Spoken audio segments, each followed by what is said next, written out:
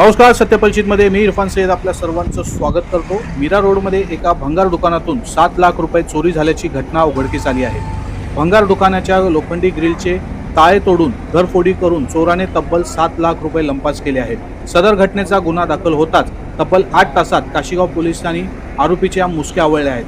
भंगार व्यावसायिक 20 फेब्रुवारी ते 22 फेब्रुवारी दरम्यान त्यांच्या धर्मगुरूंचे दर्शन घेण्यासाठी अंकलेश्वर, गुजरात येथे गेले होते. पोलिसांनी तांत्रिक तपास व सीसीटीव्ही फुटेजच्या आधारे चोराला जनतानगर येथून अटक केली आहे.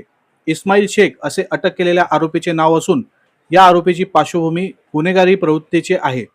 काशीगाव पोलीस स्टेशनचे वरिष्ठ पोलीस निरीक्षक महेश तोगरवाड यांच्या मार्गदर्शनाखाली पोलीस उपनिरीक्षक अभिजित लांडे व राणा परदेशी यांनी तपास करून आरोपीला अटक केली आहे.